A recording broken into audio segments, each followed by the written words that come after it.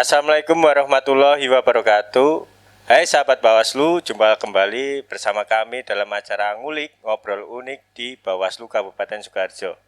Kali ini kita akan membahas mengenai ekspos informasi di Bawaslu Kabupaten Sukoharjo. Saya Kristadini Sukoharjo sebagai staf pelayanan informasi dan akan memandu jalannya acara pada siang hari ini.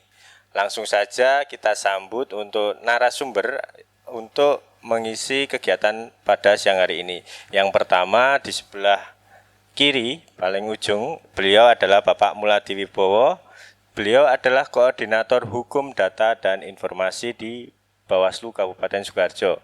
Kemudian yang sebelah tengah ini beliau adalah Bapak Heri Wibowo.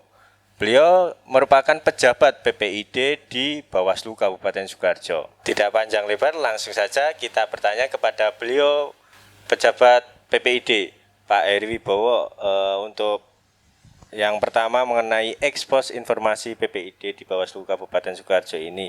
Di semester tahun pertama 2022 ini, bagaimana perkembangan informasi PPID di Bawaslu Kabupaten Sukoharjo, Pak Heri? Monggo. Oh ya, terima kasih. Jadi kami informasikan bahwa untuk tahun ini, tahun 2022, itu kita sudah menerima 3 permohonan. Jadi sudah kita layani dengan baik dan sudah berjalan dengan baik pula. Begitu. Kalau dari 3 permohonan tersebut, bagaimana dengan signifikan kenaikan dari tahun ke tahun dari 3 tahun terakhir, Pak? Kalau dibandingkan dengan semester pertama di tahun 2022 ini. Oh ya, jadi untuk yang tahun kemarin mungkin kita bandingkan dengan tahun 2020 itu sudah ada 10 permohonan. Kemudian di tahun 2021 ada 5 permohonan dan untuk yang tahun 2022 itu ada 3 permohonan. Jadi kemungkinan untuk yang tahun ini masih bisa berkembang lagi karena ini baru semester pertama. Begitu. Kalau di antara 3 pemohon di semester pertama itu beliau pemohonnya itu dari kalangan mana saja? Karakteristik dari pemohon itu seperti apa, Pak? Yang tahun 2022 maksudnya ya. Oh, jadi untuk karakteristik ataupun dari mana yang memohon itu ada beberapa, ya ada yang dari PNS dan juga ada dari mahasiswa. Jadi komplit, kita tidak membedakan antara itu pemohon yang mana dan siapa yang memohon, tetap kita layani dengan baik. Begitu Mas Gitar. Jadi siapa saja bisa mengajukan permohonan di PPID ya? Ya bisa. Ini karena di PPID ini terbuka untuk umum dan tugas dari PPID itu memenuhi apa yang diminta dari masyarakat. Jadi kalau nanti masyarakat minta apa, kita tetap menyediakan apa yang dia minta. Dan mudah-mudahan nanti kita bisa melaksanakan dengan baik apa yang menjadi tugas PPID di Bawaslu Kabupaten Sukoharjo ini. Itu selama permohonan itu tidak masuk di dalam hal yang dikecualikan ya, kayak seperti itu ya, Pak? Ya, betul, betul. Kalau dari permohonan tersebut, apakah ada yang merasa keberatan atas apa yang diajukan, kemudian apa yang dijawab oleh PPID itu, apakah ada yang keberatan? Alhamdulillah untuk yang keberatan tidak ada, karena kita melayani yang diberikan ataupun yang minta informasi itu kita sudah tepat waktu, dan untuk pelayanan pun sudah sangat memuaskan di Bawaslu. Jadi yang kita khawatirkan ada yang keberatan itu tidak ada sama sekali. Berarti memang tidak ada yang merasa keberatan ya, Pak Heri.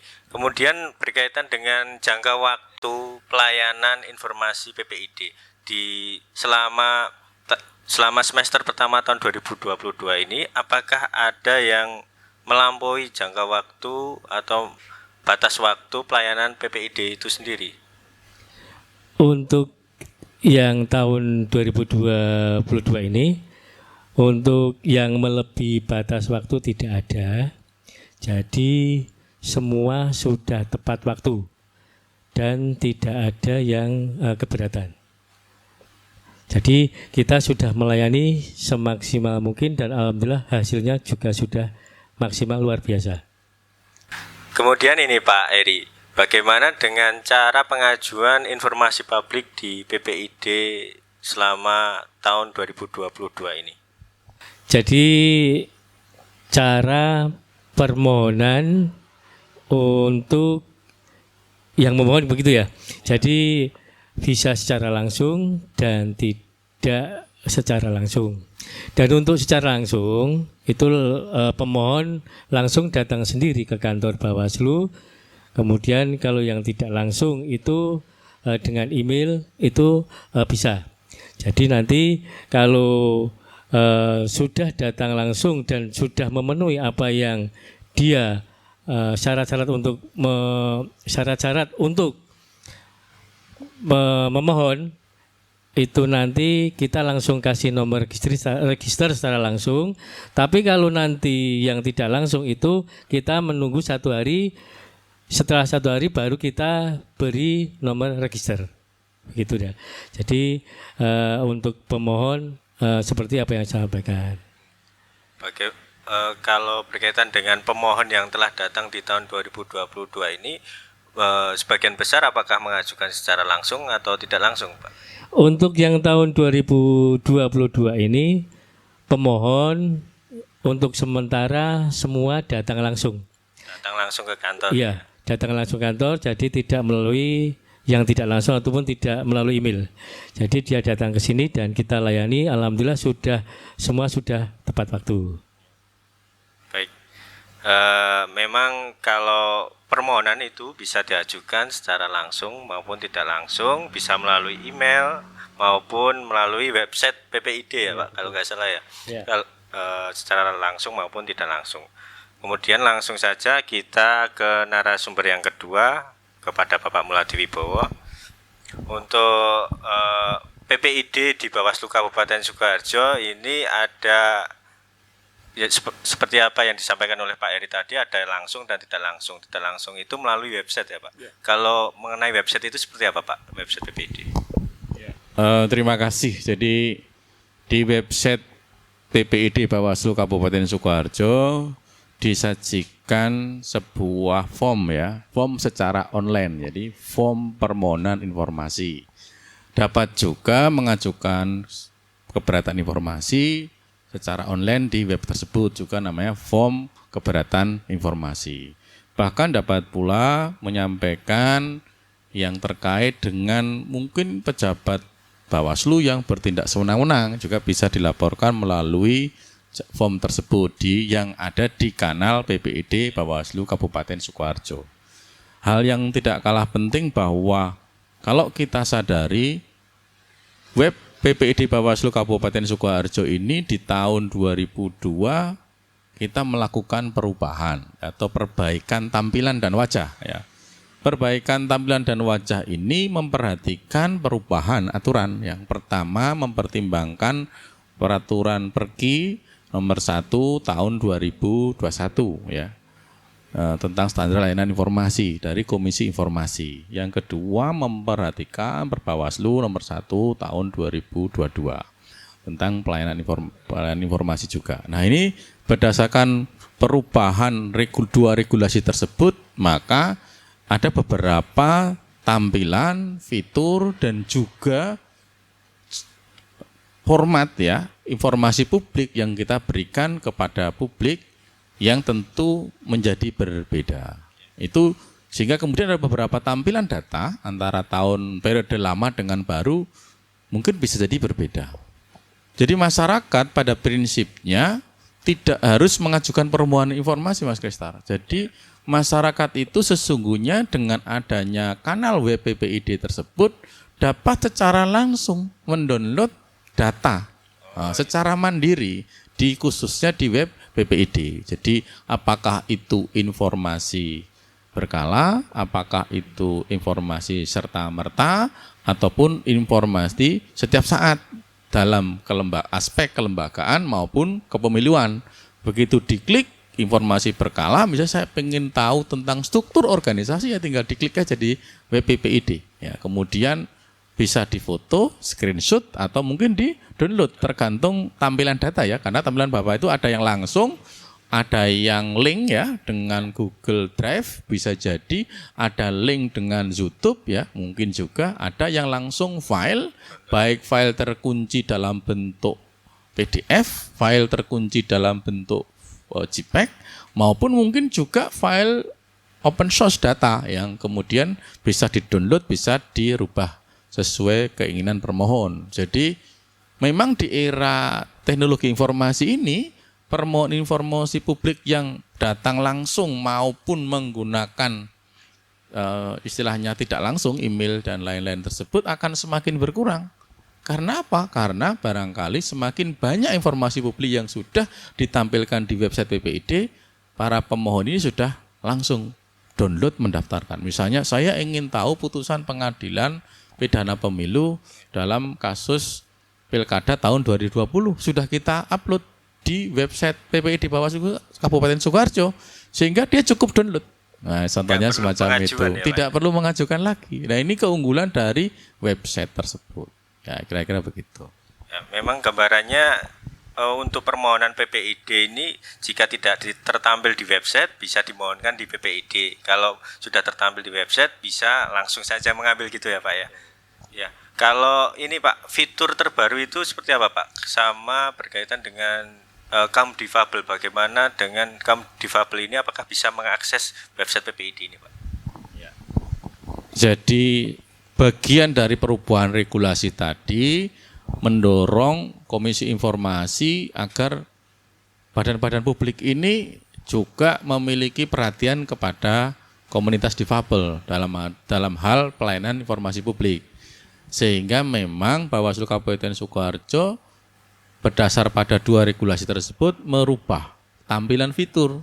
Salah satunya misalnya fitur untuk dengan penerjemah, khususnya untuk yang tidak ya memiliki keterbatasan ya, sehingga kemudian ketika ada suara yang tuli bisa melihat gerakan dari penerjemah, misalnya tata cara permohonan informasi ya, sehingga kemudian dengan cukup melihat di tata cara kanal YouTube, orang sudah bisa memahami apa yang disampaikan oleh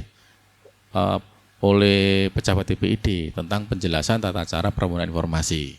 Begitu juga dengan yang mungkin punya masalah terkait dengan spelling. Jadi situ ada di kanal itu ada gambar warna biru kalau kita buka di website dan muncul simbol difabel.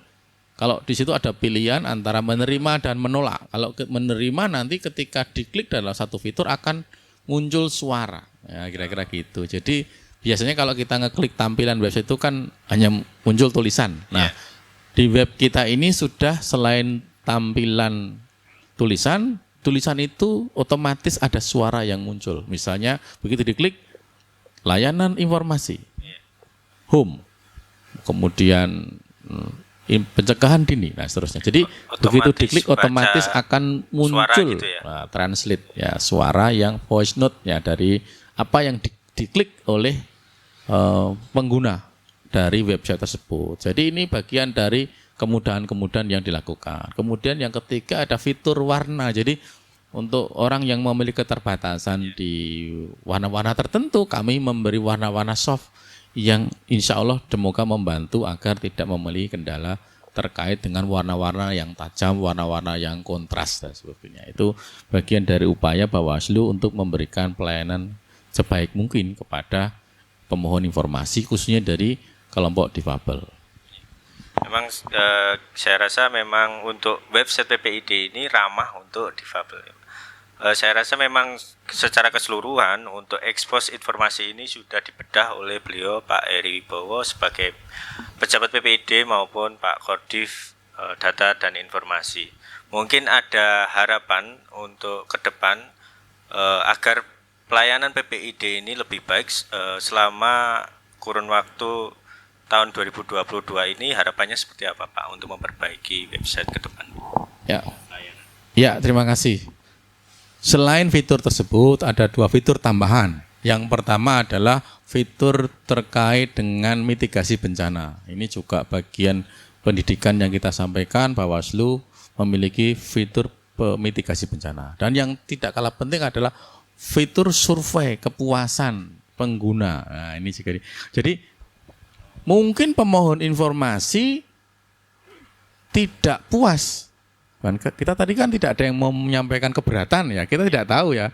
Tidak keberatan itu sejauh mana kita tidak tahu. Tetapi apabila ada pemohon yang menggunakan tadi website dan dia mendownload, merasa puas atau tidak puas terhadap tampilan data, pemohon ini dapat menggunakan kanal layanan tersebut di kolom survei ya, pengguna pelayanan informasi publik. Sehingga ketika diklik nanti bisa diisi pemohonnya siapa, kemudian merasa puas atau tidak puas di situ. Nah, sehingga kemudian juga memberi saran perbaikan kepada kami ya, kepada BPD Bawaslu Kabupaten Sukoharjo, sehingga kemudian kita bisa memberikan upaya perbaikan. Nah, dari para pemohon. Ya, ini kan fungsinya untuk kebaikan bersama ya Mas Kaisar. Jadi melalui form survei tersebut kami sangat berharap pemohon yang tidak langsung, yang kemudian hanya memanfaatkan website sudah merasa cukup, tetapi mungkin cukup ini kadang juga tidak puas,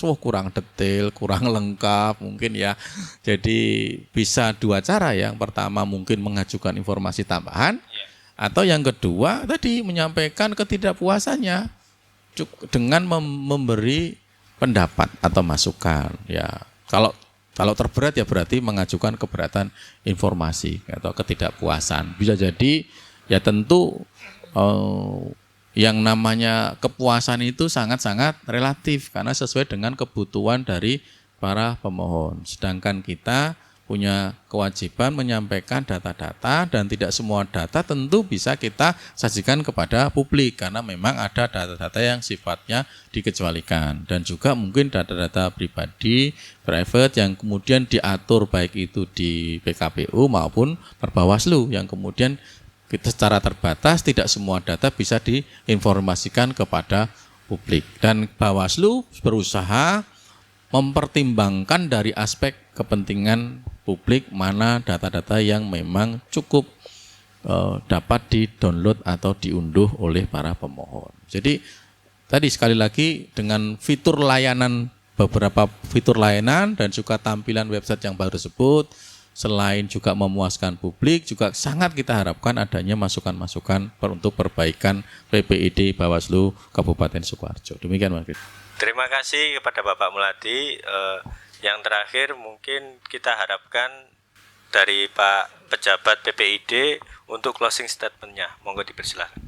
Terima kasih. Jadi dengan adanya ekspos informasi layanan publik ini, kita harapkan dan kita siap untuk melayani masyarakat yang datang langsung ataupun yang tidak langsung ataupun bisa melalui website ataupun lewat email dan sebagainya, dan mudah-mudahan nanti ke depannya kita selalu siap dan siap terus. Demikian. Amin. Terima kasih. Ya, terima kasih Pak Muladi, terima kasih Pak Heri Wibawa. Terima kasih sahabat Bawaslu telah menyaksikan ekspos informasi PPID Bawaslu Kabupaten Sukoharjo pada hari ini.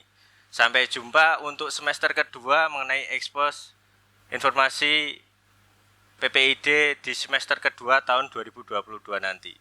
Sampai jumpa, salam awas, bersama rakyat awasi pemilu, bersama Bawaslu tegakkan keadilan pemilu.